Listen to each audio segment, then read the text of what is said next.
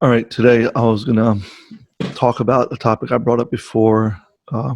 Very quickly, I mentioned it, and I'm not going to get into the very specifics of this topic, just an overview and my impressions, my clinical impressions of coming across it. I have an appreciation for diagnosing. However, I am also turned off by it. I think families sometimes use it as a barrier for growing.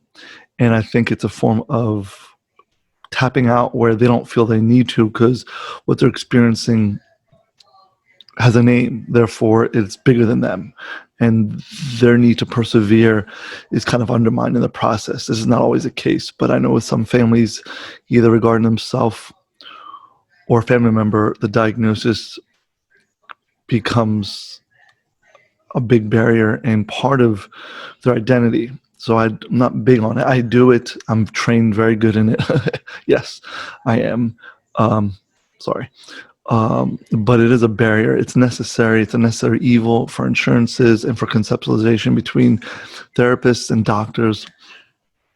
However, it's not very reliable. Inner rater reliability is, I don't even remember the research, but it's poor. Like 60% inner rater reliability for somebody between professionals to diagnose properly. So I want to keep that in perspective. Anyway, I digress, like I usually do.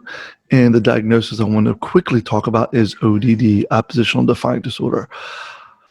I get this a lot with families. Obviously, a person does not come in saying that they usually are. It's usually a family member that does it. It's self-serving for them to refer to a family member as having that. And I just want to come up with, this is a non-exhaustive understanding of ODD. But people who are ODD in the family, it's an abandonment of their own self. For an adult, it's pretty simple what recipe for life is. The meaning of life is very simple. As an adult, we want to be happy. It's that simple. But everyone's recipe is different. Everyone has to have their own recipe for that happiness. But it has to be done within a socially acceptable and appropriate capacity. That recipe needs to be deemed appropriate within a social capacity where there's a lot of conflicts.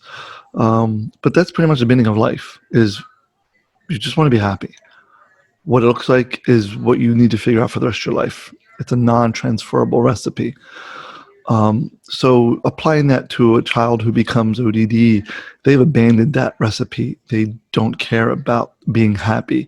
They've internally turned on themselves, and all the other figures in their life try to fix or put them back on the track to being happy, and they will show you opposition.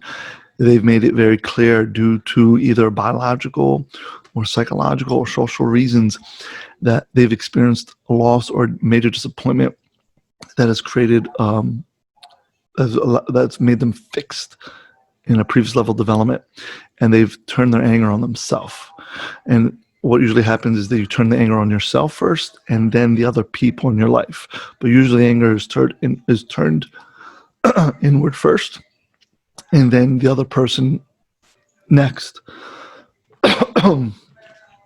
So when they're progressing through life, the point where they seek their own happiness turns into this oppositional display.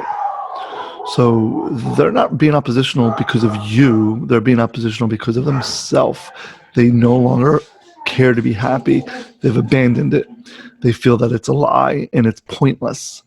Therefore, if you're trying to give them direction, guidance, or to give them consequences for their own good, they laugh at it. It's a mockery, because they themselves are not buying in on that.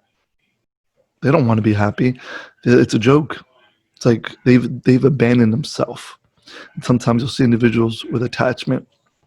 I don't know the percentage. I don't do research on it, but it's just come across the practice that I do, that they turn individuals with attachment have experienced that disappointment and that loss, and they realize that their happiness is kind of not attainable. So eventually that desire or that need to become happy, like adults want to, translates or turns into this oppositional because other people become present in their life, superficially they're fine. They'll deal with you and they'll bear with you. But the minute you start engaging and try to help them or give them some direction, any authority figure, and you hear that a lot, authority figure for they are oppositional authority figures, not because they're an authority, because authority figures are trying to fix people, and that is selfish, and they're going to push you back.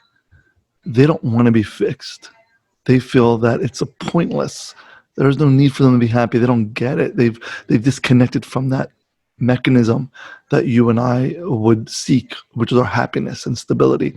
For them, it's just a reminder of what they're not going to get. So try to make them want it. They're going to push you back and they're going to show you opposition. Okay?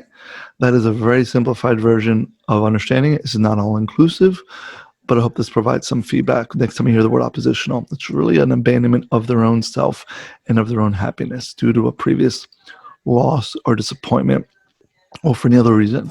All right? Take care, everyone.